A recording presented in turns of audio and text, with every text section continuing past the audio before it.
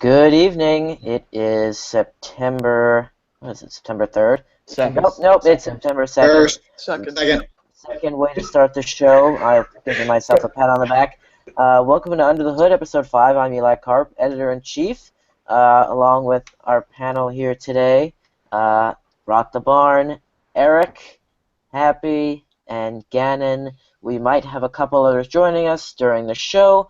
We'd also encourage you, if you happen to be watching live, we are trying out our Q&A feature today, so if you happen to be watching and you have a question, I guess you'll find it, and we'll see it. We'll see how that works. But without much of a further delay, let's start with the NFL. It's the end of the preseason, thank God, because it sucks. We are under a week from kickoff. Broncos and the Panthers in a rematch of Super Bowl 51 will begin the 2016 NFL season next Thursday. So we are inside a week. And roster cuts happen tomorrow. The darkest day in the NFL, pretty much as most would call it.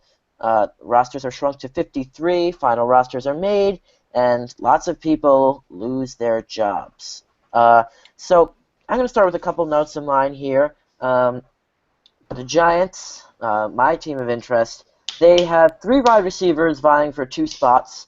Tavares King, who caught 2 touchdowns versus the Jets, and yesterday went for an 60-yard score against the Patriots. He's looked good. Jeremy Davis, who played a minor role last year, didn't really do much, and Roger Lewis. Obviously, they're not going to be, 1s or 2s. They might be 3s or 4s on the wide receiver depth chart for the Giants. But they're 3 quality. They've shown some quality content, and they're vying for 2 spots. And in other news, Ryan Nassib sucks. So thank God that Eli Manning has managed to stay healthy, knock on wood, because every time they think he's going to get hurt or they think he's hurt and he's not, they're like, oh, Ryan Nassib can fill in. But no, he can't. He sucks. He cannot run an offense, not even in the preseason. And the preseason is his regular season because he doesn't play. It makes you feel any better. You got a better quarterback situation than I have. Well, with Eli Manning that's staying a rough healthy, one. that is one that I can say I am. It's nice to have a little security blanket there with Eli, even if he does take a few too few steps and takes a couple too many sacks. But the Jets have to make a decision. They're keeping 4 quarterbacks. Bryce Petty injured his shoulder yesterday against the Eagles. Hackenberg looked like a typical Jets quarterback, just absolutely dismal. And it seems that Todd Bowles has admitted that Geno Smith has locked up the backup role to Fitzpatrick. So rock the barn, let's get underway. How do you feel about this? I'm not completely sure yet, but I'm kind of glad that it was made obvious that Fitzpatrick is definitely going to start the year. No one really came out in the preseason and showed like they were an insane quarterback. So I'd hopefully think that Hackenberg would start over Geno Smith just because I really don't like Geno Smith. And if I would cut anyone, it'd definitely be Geno Smith. Would you start Adam Buck over Geno Smith? Yes, I would. Okay. Well, we have a Jets quarterback situation there. That's pretty much the main controversy over in the Meadowlands.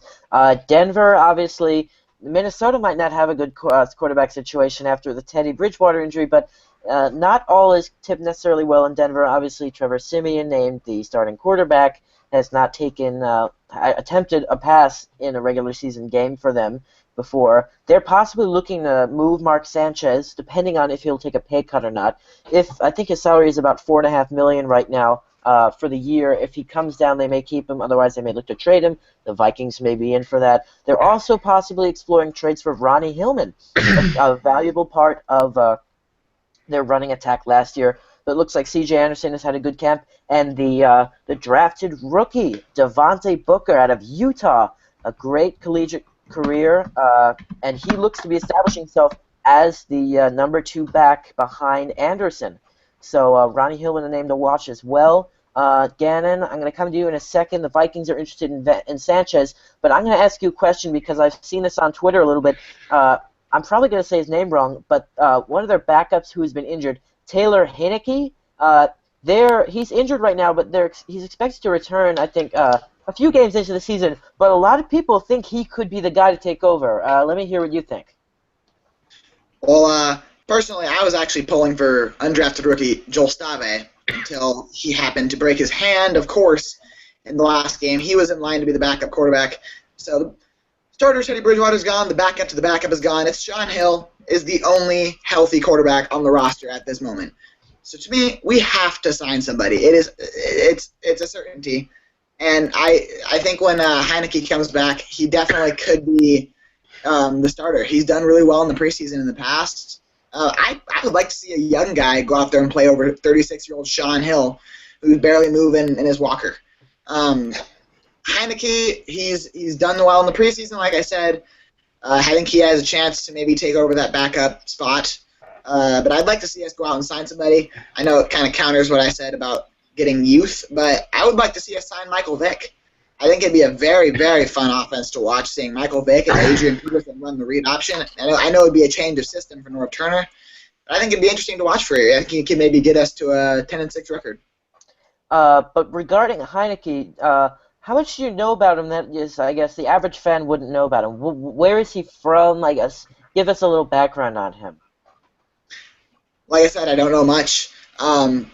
He hasn't even really been on the active roster in years past. He's just been a practice squad guy, so I haven't really looked much into him. It's been Bridgewater and Sean Hill for last season at least, and then the year before, of course, we had Matt Castle. But I couldn't tell you much that anyone else would say about Taylor Heineke other than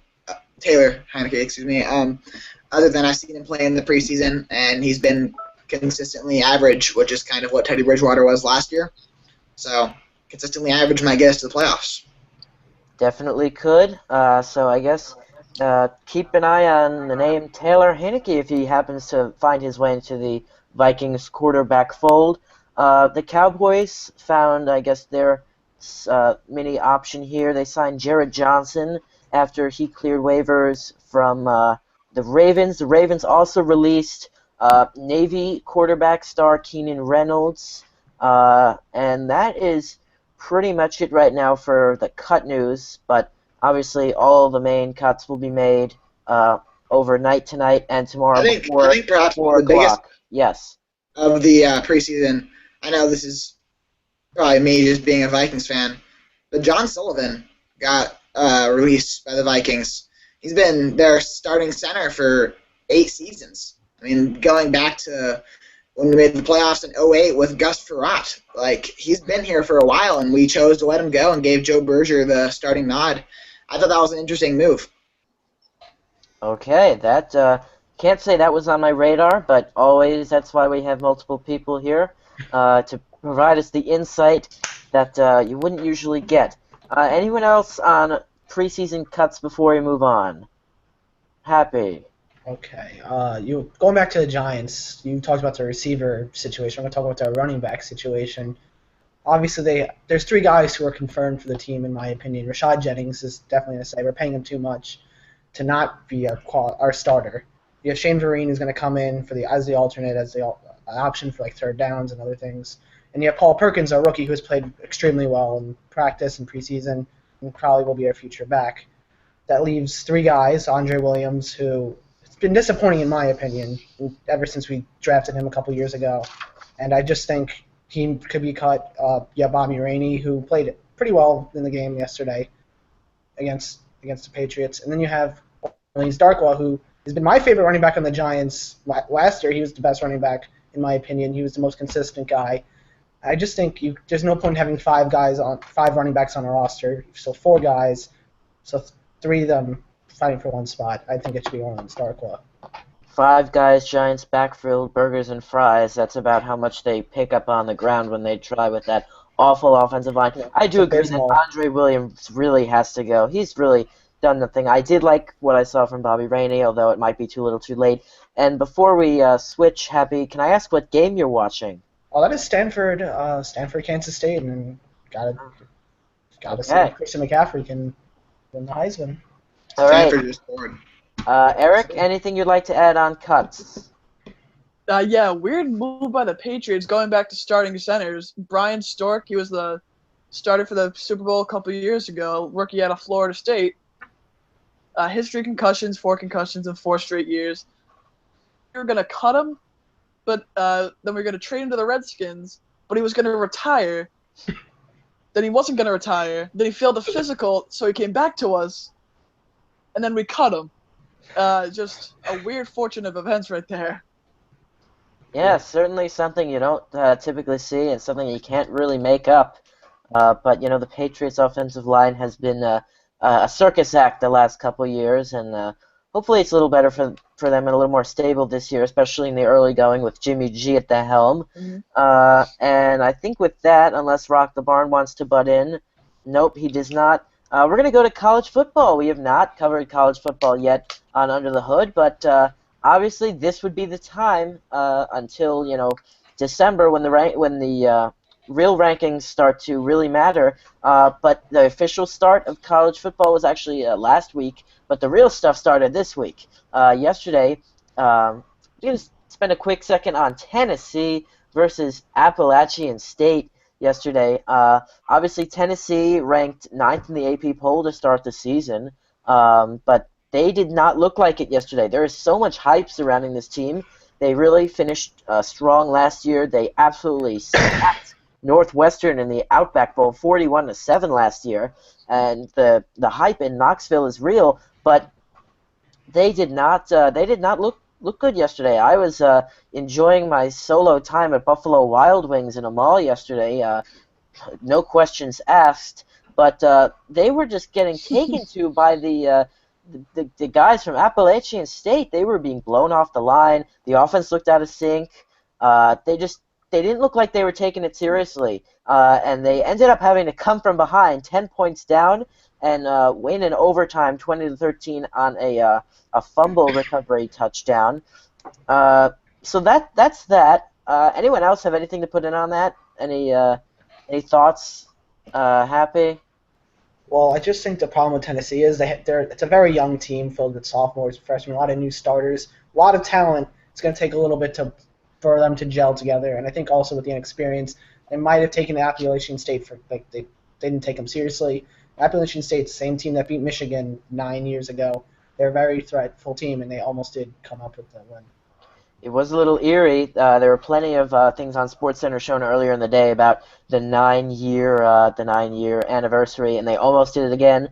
But the Vols were able to come away with that one and keep their playoff hopes alive this early in the season. But this ESPN, of course, they're televising most of these games, is calling it the best college football kickoff week ever. Tomorrow we have Oklahoma versus Houston, a 3 versus 15 matchup in the poll. Wisconsin, unranked, versus 5th-ranked LSU at Lambeau Field, the first major college game that Lambeau has hosted in its history. That'll be fun. Alabama versus USC for the second consecutive year. Alabama will open up at Jerry World in Texas. Notre Dame versus Texas, the rivalry renewed, this time in Austin. That's Sunday. And then Ole Miss versus the FSU Seminoles. That's Monday night, prime time. But these are 5 huge games that are being promoted. They will have a lot of playoff impact this early in the season. Anyone have a particular look on any of these games that you want people to know about? Rock the Barn. Well, it might not just be because I'm a Notre Dame fan, but they've got to come out strong. When they come out strong, they seem to have a better year. They went 10-2 last year, did not make the playoffs. I thought sometimes during the year that they would make the playoffs, but if they're going to make the playoffs this year, they definitely have to come out strong under Brian Kelly. Then they do actually have about as many felons on defense as the Dallas Cowboys do. So it'll be interesting to see how they open up their season, especially with the the little legal issues going on there. But they look to have a nice, solid squad yet again, even after losing Procise and Will Fuller. I believe Malik Zaire is back. He is. He is back. That is big. Oklahoma could be in for a trap here. Obviously, Houston is no longer unknown. They had a great season, and I think they rolled over FSU last year in the Peach Bowl, and they are on the map, ranked 15th. The game is in Houston at NRG Stadium where the Texans play, so it's pretty much, even though it's considered a quote-unquote neutral site, it is pretty much a home game for the Cougars. They're the Cougars, right? Yep, we're gonna go with that. And OU, they don't play aside from their Big 12 opponents, their big name opponents. The Big 12 typically does not play very many tough games out of conference, which is a reason why if they have one or two losses, they will not get in. But this is a game for Oklahoma that could hugely help them if they win because it could add a lot of validity to their out-of-conference schedule, but it could also destroy them. Because if Houston comes out and beats them as the underdog, I don't think OU's getting in the playoff because they have their Big 12 schedule, but that is about it. There's still no championship game in the Big 12, which the Big 12 is only shooting itself in the foot by not having one. But I think OU is the team with the most to lose this weekend. Anyone else have thoughts on the OU Houston game? Eric. What was I going to say? Houston was actually my dark horse pick to try to make some havoc in the college football playoff with starting quarterback senior Greg Ward. Last year he was very well, dual threat quarterback, 31 total touchdowns, I believe it was. And they don't have, outside of the Oklahoma game, they don't have a very tough schedule. So look for the Cougars to make some run this year. This would be their time to shine. I mean, unless you consider UConn a tough part of their American Conference schedule, and I don't think you would.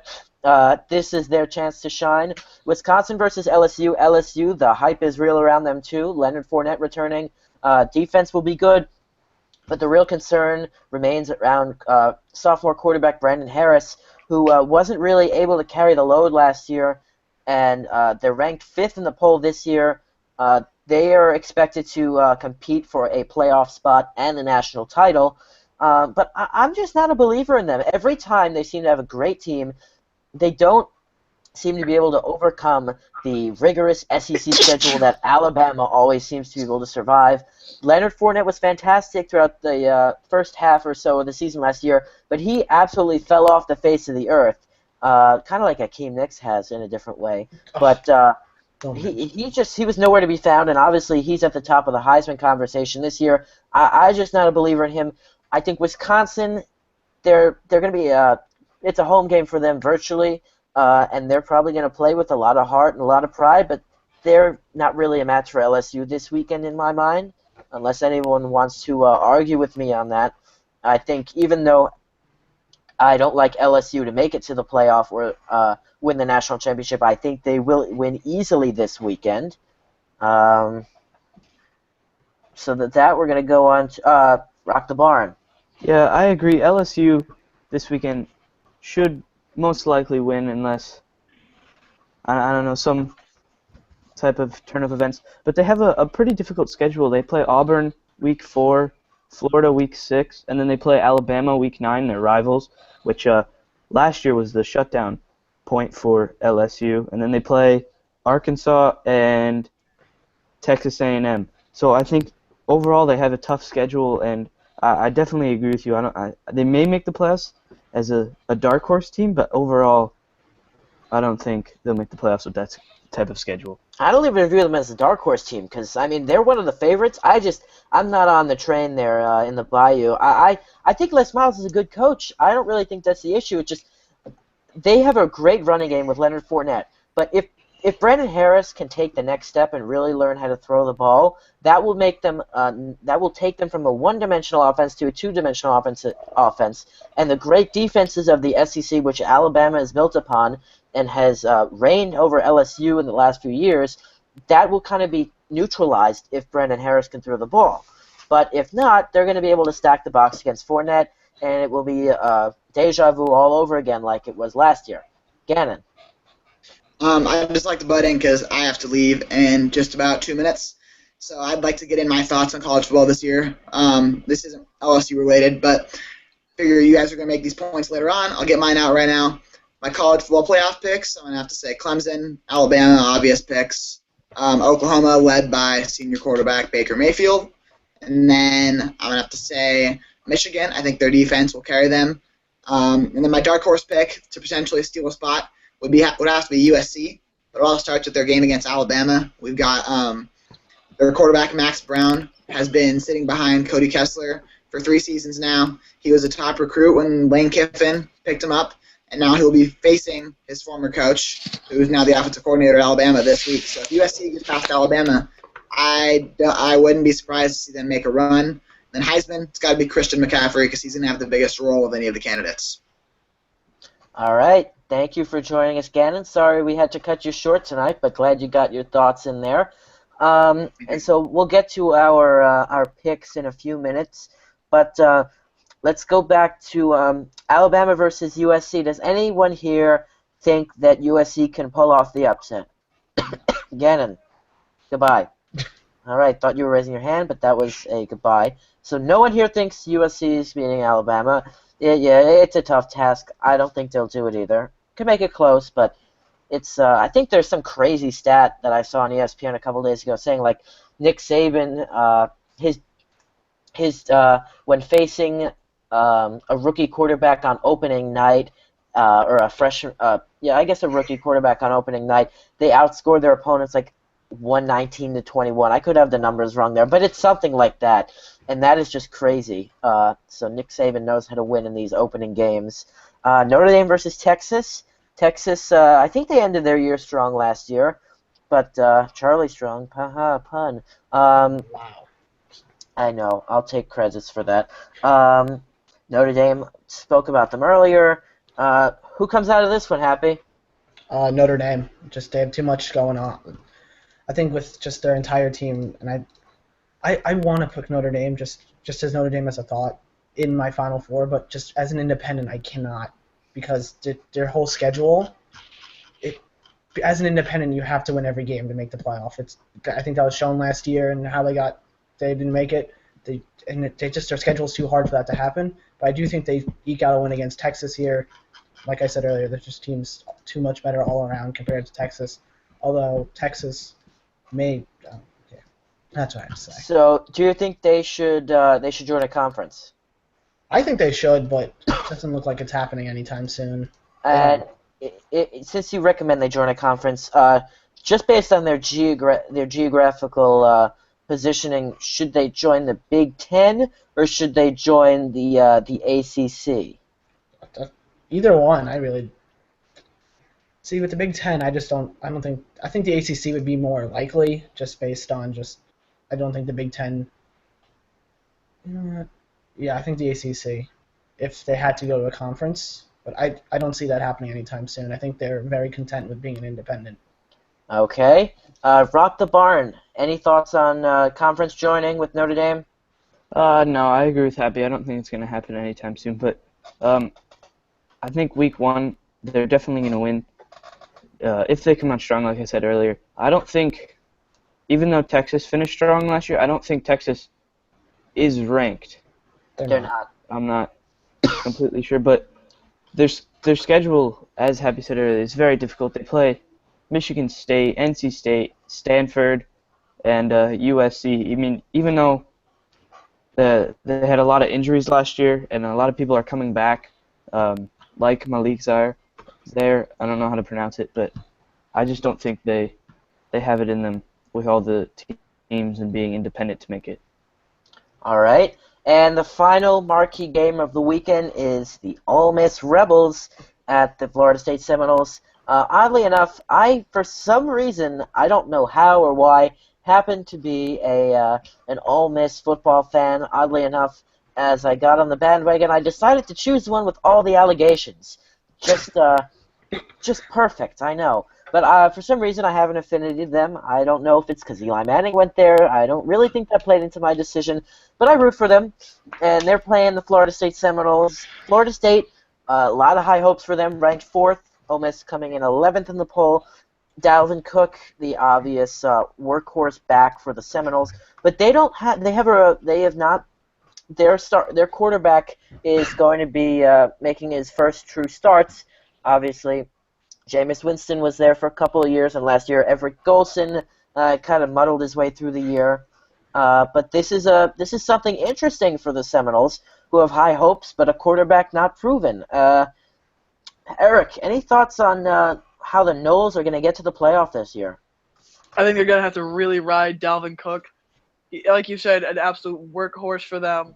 He's done it for a couple of years. They just gotta ride him. Like with a young quarterback, probably not gonna know the offense as well as say like a Jameis Winston did. I'd say just gotta ground and pound and play some good defense. All right. Jimbo Fisher looking to get back to the big game since a couple of years ago when they lost to Oregon. Happy. Oh yeah, can I just bring up one more game? I want to bring up a game that's flown under the radar, and Yes. that's the Georgia North Carolina game. A lot of questions going to that, like Nick Chubb returning from a season-ending injury last year. Of course, Georgia has a new coach under Kirby Smart, and another interesting thing with Georgia is that their quarterback, I would say not competition, because Grayson Lambert will be the starter, but their true freshman Jacob Eason is also expected to play according to Coach Kirby Smart, and he was number two true freshman quarterback coming out of the recruiting class. And I think North Carolina's defense, it'll be interesting to see how they go against Chubb. They have a very strong defensive line, and they have two of the top corners in the league and in the ACC and in the nation, really. That's just my thoughts on the game that I thought would be. Yeah, definitely the Chick-fil-A kickoff at the Georgia Dome in Atlanta. 5:30 tomorrow, I think. Yes. Definitely very interesting season for Georgia. 9-3 last year, not bad, but enough to get Mark Richt fired. Grayson Lambert's going to be starting, same guy who started last year. Really didn't do No. jack squat for them, but Yeah. Kirby Smart's in his first year. Got to get the recruiting going. The defense will be good. Nick Chubb, they're going to ride Nick Chubb and Sony Michel, but the air game might still be a little dormant there in Athens. And North Carolina, a surprise team last year, made it almost all the way to the top 10, if not in the top 10. Gave Clemson a good run in the ACC championship game, and they just had a pretty weak schedule last year, so the one loss did them in. But this year, Larry Fedora, great name, absolutely fantastic name. Gotta love it. They're looking to surprise some people and slip into the 14 playoff. All right, and with that, we're going to go into our final segment here, which is our predictions for the year. And we're going to start with Heisman predictions. I'll start it off. I don't have a definite right now, but I'm not going to go with the front runners are obviously Deshaun Watson, Leonard Fournette, Chris McCaffrey, and Dalvin Cook, and any of them could win it. I really think it's wide open. I'm not a big Fournette fan. I don't think he'll win. But just watch out for these people. Obviously, we brought up Nick Chubb. I'm a believer in Nick Chubb. Georgia churns out good running backs like farmers churn out butter. And Baker Mayfield, obviously, people are high on Baker Mayfield. Great year last year. He was a finalist too, so not really surprised that he'll be back. And Josh Rosen, the sophomore quarterback at UCLA, posted a pretty good year last year. A lot of hype around him. He's got one more year of experience under his belt, and I think he's due for a big year. So just watch out for them. We'll go right down the line and start with you, Happy. I'm going to go with McCaffrey. I know that they lost four of their starting offensive linemen, including the one guy, lost the guy's name. But he won the Outlander Trophy for best offensive lineman, and they lost their starting quarterback in Hogan. But I just think McCaffrey's too much of a he's such a great runner. He can do anything with the ball. He broke the record obviously broke the all-purpose yards record last year, and broke the Rose Bowl all-purpose yard record last year after he was snubbed as the Heisman. Well, I truly thought he would have been the Heisman last year. The stats he pulled out, but they obviously chose Derrick Henry. And I don't see. I mean, Deshaun Watson's another choice. If he can lead Clemson like he did last year, I don't see how Deshaun Watson could win it. Baker Mayfield also easy choice, but I just think McCaffrey's the one who's going to end up coming up with it. I think many people can agree that he should have won last year, and there was a little bit of a surprise that Derrick Henry won. Obviously, a very impressive back. I just don't know if he was Heisman worthy. Might have been the Alabama Paul Feinbaum pedigree in that one there. Eric? I'm going to go Deshaun Watson out of Clemson. Last year, a phenomenal year in a tough ACC. But I think he will win the Heisman this year, and I think Clemson will pull it off, or someone else in the national final this year. All right. Definitely, we're venturing on the road less taken here with their Heisman picks. Rock the barn? I'm not completely sold on anybody just yet, really because the season hasn't completely kicked into full gear. But if I was going to choose anybody, it would definitely I'd go with the two front-running quarterbacks, either Deshaun Watson or Baker Mayfield from Oklahoma. I think that Deshaun Watson, I agree with what other people say about Deshaun Watson. Some people on ESPN say that he's kind of a younger version of Cam Newton. I think that he definitely could if he has a good year, he's going to win it. Or Baker Mayfield, he's the Sporting News Player of the Year and the winner of the Bullsworth Trophy.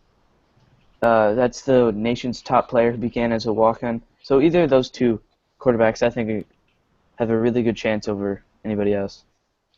Okay, and I meant to say something earlier, and Can I just have an update? McCaffrey just scored a touchdown. And 40-yard touchdown. All right. Well, we knew they were going to be coming this season, so we'll just kind of have to count. And before we do our next set of picks, Rock the Barn reminded me of a young Cam Newton.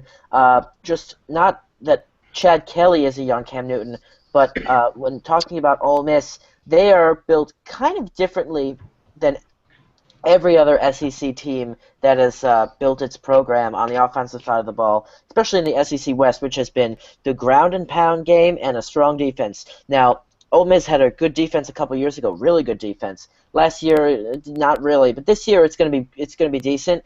But they're an air raid offense. Chad Kelly is a monster. I really like Chad Kelly. Obviously, he had his checkered past with in Clemson. Then he went to East Mississippi Community College, and actually that's where a lot of players are coming out of for their second chance. And I highly recommend the Netflix original series Last Chance U, which chronicles all of the players who go through East Mississippi Community College, and they really have made it big. Like Eric Blunt went there among names, but I highly recommend it. I've heard it's great. But Chad Kelly, they're going to air the ball out. Obviously, no Laquan Treadwell this year, but plenty of weapons. I'm interested to see what they can do. They seem to falter in a couple games, which cost them the playoff, but it'll be fun. He had a great game against Alabama last year when they won. His game against Alabama. They've had Alabama's number the last couple years. They've had him in Oxford 2 years ago, and then in stunning them in Tuscaloosa last year. So they're a good offense. Now, because they have no running game, I guess you could kind of compare them to the Giants. No running game, pretty good passing game, although I'd say Chad Kelly's a little better in the SEC than Eli is in the NFL. But it's a fun offense to watch. Next set of picks, let's do our dark horses, or dark plural or singular, for the playoff. Start with you, Rock the Barn. I have to go with Stanford. They had a good year last year. They went 10-2. Of course, two losses is not going to unless you're Alabama, 2 losses is not going to put you in the playoffs. But if they can get Christian McCaffrey a good season and he's not shut down right at the beginning, I think they can make the playoffs. Okay, Eric? Like I said earlier, Houston against, like I said, week 1 out at Oklahoma. Home against Oklahoma. Their only really good opponent all year is Louisville, and that's late in the season. But really, it's just tomato can after tomato can. Texas State, UConn, Tulsa, UCF. They should win at least, if not pretty much the majority of their games. I think you mean to say UConn, but all right, I'll let you slide there. They're doing the Blake Bortles redemption tour there down in Central Florida. Happy. I'm gonna go with North Carolina. I was talking about them earlier, but they have Mitch Trubisky as their new starting quarterback to replace Marquise Williams. But besides that, their entire offense is pretty much stayed. 4 of their starters are returning on the offensive line. Their 1,400-yard rusher Elijah Hood is also returning, and they have 2 two elite receivers in Matt Collins and Ryan Switzer. Their defense, as I mentioned earlier, under Gene Chizik, is vastly improved over the last year, as the defensive line and secondary are also improved. The only things that will hinder them is their strength of schedule, as they only really have one tough game against Florida State, which also was the game that kind of ruined them last year. But I think North Carolina has a chance to win the ACC and move on to the playoffs if necessary. All right. My dark horses, I just wrote a few teams down here. TCU, obviously, they were expected to really be in the mix last year, but Javon Boykin got injured, and then he had the arrest incident, and all hell kind of broke loose. A lot of injuries on defense. Yes. Big 12 doesn't know how to play defense. They don't really know the meaning of defense. Should probably look it up in the dictionary. Nonetheless, their defense is supposed to be more healthier this year. Gary Patterson, his calling card has been defense. Look out for them. Obviously, look out for Ole Miss. I like them. UNC, Oklahoma State, they were in the mix for a while last year before they lost to the third-string quarterback for Baylor, and then they got thrashed in the I'm forgetting the name of the rivalry game, but Oklahoma, I forget exactly what that rivalry is titled, but they got thrashed there. But otherwise, Mason Rudolph, he's back in his second year. He should be a lot better. They carry a great defense. I think they'll be in the mix. And then Iowa, kind of the stunner last year because they played a pretty light schedule until they got to Michigan State, where they held tough in the Big Ten championship game. But watch out, their defense is good. They have a strong running game, and that should pretty much take them through the Big Ten West again, and there's no reason they should not be in the championship game. All right, so our final segment of tonight, our final four teams, college football playoff, New Year's Eve. Eric, who you got? I got Alabama because the AP always have and always will love Alabama. Clemson I got. I also have, let's see, who did I write down? I have Oklahoma winning as like a 3 seed. And I also have Notre Dame sneaking in there. Interesting selection there with Notre Dame. Rock the barn. Well, I didn't realize at first when I picked these that this was what their rankings were, but of course I have Alabama and Clemson. I've got Oklahoma, and I either have Florida State or Florida State, Notre Dame, or LSU. I'm not completely sure on that last one. I didn't realize that Florida State was number 4. I didn't realize I did 1, 2, 3, 4. But I think those are my picks. All right. Happy? Number 1, I'm going to have Clemson. I think Deshaun Watson will lead the team to number 1 ranking again. Number 2, Bama. They're just as strong as before, like everyone said. Number 3, I have Oklahoma. Baker Mayfield will lead the team. And number 4, I'm actually going to pick Stanford. I think Ryan Burns has been playing insane in this game. He's 6 for 6, 109 yards. I know it's only one game. That's nowhere. And McCaffrey, I think the Stanford defense is solid enough, and I just think Stanford could sneak in as a Pac-12 team into the playoffs. All right. Obviously, there is a ton of parity, ton of really deep teams this year. I tried, just for the sake of going different, to go a little different. I have Clemson in there. That's not different. I put Notre Dame in there. I put Stanford in there because I'm a believer in McCaffrey. Apparently their defense is supposed to be better this year. And then I put Ohio State in. I'm not an Ohio State fan, but, I mean, it's really hard to bet against them in the Big Ten. I mean, you got Michigan State and Michigan, but for competition's sake, that's about it for them. J.T. Barrett is back. Urban Meyer's still there. They got a lot of talent. But honestly, it's so deep. There's so much parity. I tried to go different because I know I'm going to get it wrong anyway. But, I mean, that's what I have to say. Happy.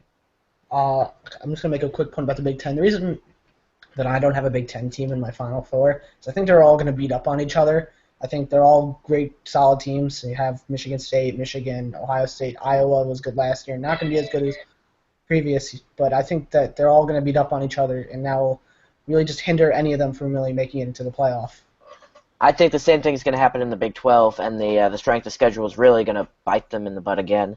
And the SEC could happen too, but an SEC team will probably make it in. Having a Pac-12 team and Notre Dame in is a bit ambitious by me, I will say. So I think that is going to be all for tonight. Thank you for joining us on Under the Hood Episode 5. I did not receive any questions tonight, so I don't know if people just didn't look at it or it wasn't working. But one thing we learned is after this roughly 30-35 minutes, Ryan Nassib still sucks. Please check out our website, click on our ads, and good night.